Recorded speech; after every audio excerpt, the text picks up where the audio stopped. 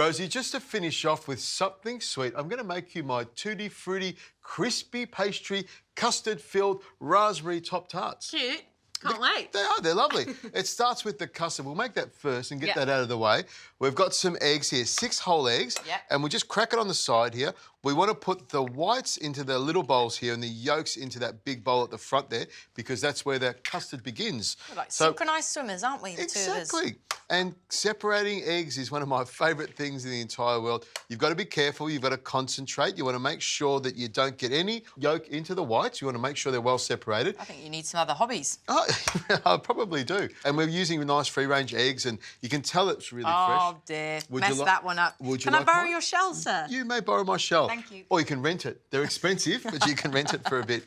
Now, once you've got them all separated like that, throw them in there. We'll get rid of these whites off to the side there. We don't need them anymore. Now, I've taken the trouble to preheat my milk and cream. 400 mils of milk and 150 mils of cream in here, and I just bring it just up to the boil and then take it off. Now, you've got a whisk over there. Yes. I'm going to put 175 grams of sugar, caster sugar straight in there, and 30 grams of corn flour, and that'll help to thicken it up. Nice. Give it a good tap because corn flour likes to stick in the bowl. Look at that, plenty of corn flour there. Doesn't it? And I've also got some vanilla as well. Just some vanilla paste in there. I'll pour that in there and you mix it all together. Making a bit of a mess, aren't I? Well, a little bit of a mess, but that's okay. Now, make sure you get all that corn flour off the side of it. Now, I'm going to show you a little trick, Rosie. Yep. I don't want to pour the egg into there because it can split. So what I like to do is pour some of the hot milk and cream into there first and very slowly mix that around.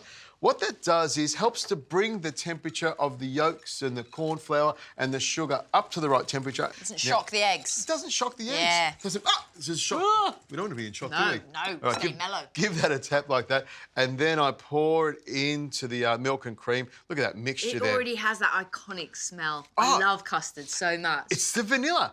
Does this not remind you of your nana, doesn't it?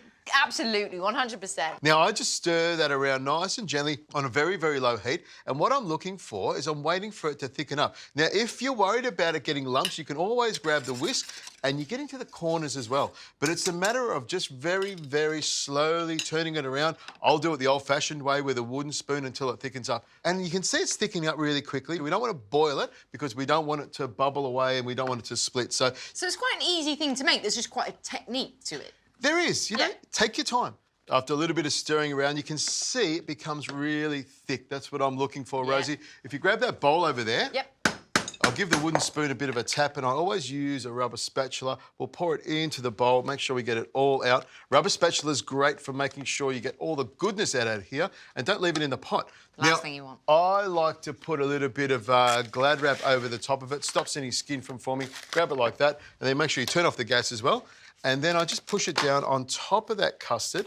And that will make sure it doesn't get a skin on top of it. Some people like that skin, Richard. We don't like it and we're not having it here at all. So if you pop that over there, Rosie. Now, out comes a phyllo pastry. I love using phyllo pastry, one of my favourite pastries in the entire world because it's always in the fridge and always ready to go and very, very easy to use. I'll show you how to do it, Rosie. Okay. Plenty of butter on there and all the way to the edge. You want to make sure you got plenty of butter on the phyllo because that's what makes it tasty and it's also what makes it fry up lovely. So I'll just pop that there.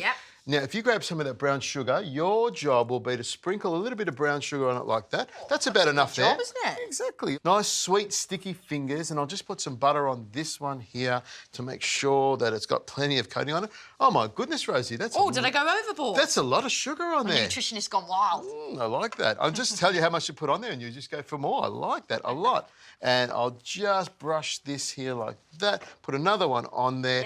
And I reckon we might go 4 layers on here because I want the actual crust or the cup, the pastry cup, to be nice and crisp and hold up to the custard. The custard's quite heavy and all those raspberries sitting on top of it might weigh it down. So we need to make sure it's got... Give a good crunch. Exactly. Got plenty of crunch on it and plenty of layers. So I'll put this one on here like this. You can sprinkle a little bit of sugar on that. And if you grab a knife that's over there, Rosie, what I'll do with this is fold this in half and then brush this side here. You're wondering what I'm going to do, aren't you?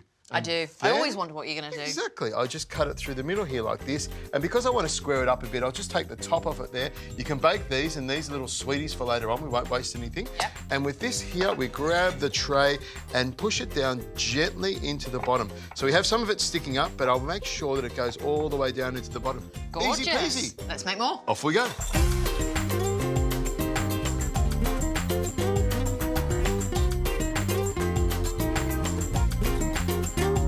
Over we go with the last one, Rosie. Cut that off there. And then the last little bit of butter goes on there just to make sure that it's lovely. Cut it in half. Love it. All right, off we go. You're an expert at this. I'll just I'm getting there. hand the pastry to you and off you go. Quick learner, me. I like the sugar in between because that keeps it nice and sweet. This is something you could have ready anytime. Pop it in the pantry and you've got it when you need it. Into the oven, 185, takes about 10 minutes. Nice and golden and crisp. Off you go.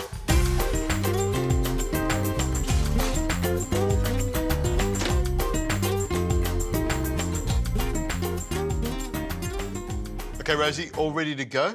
My crispy pastry is beautiful and crispy and golden. I love it. It's simple. You can eat it like that, couldn't you? You can. It's sweet enough. But we're not going to do that. We're going to load it up with some good stuff. Off comes the custard. No crust on that one. Rosie, I need you to... I'm going to hold it like this and you're going to load it into there for me. Okay, you've got it. We need two. We need two, don't we, really? I'll just wiggle it a little bit so it goes in the bottom. Looks good, doesn't it? So we need some bacchini. We need those premium raspberries, don't we? We do. The bacchini raspberries are great, but I'm going to show you a little chefy trick. Oh, yeah? I'm going to put this on a plate and I'll grab some double cream, put some double cream on the bottom there, and then I settle that down there. And it's not going to move around, is it? Chef glue, isn't it? Chef glue, exactly. And then, of course, we've got these beautiful, beautiful bacchini raspberries. Now, when my little boys were very, very little, they used to put raspberries on all their fingers and I used to eat them off. They said, Dad, can you eat my raspberries?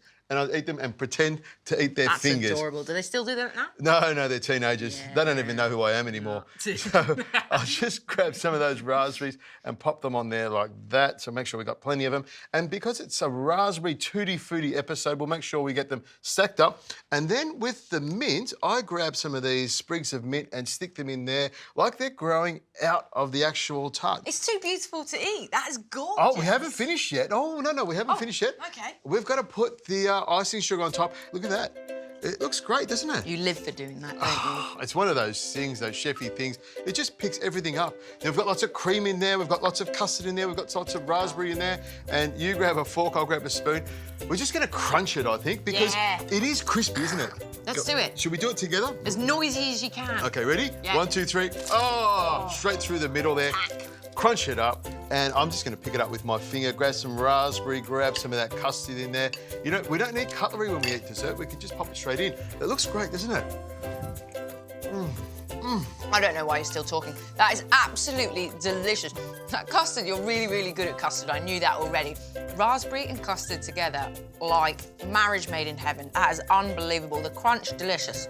It's a simple dessert, easy to put together, and we're going to eat the rest of these, aren't we? We certainly are.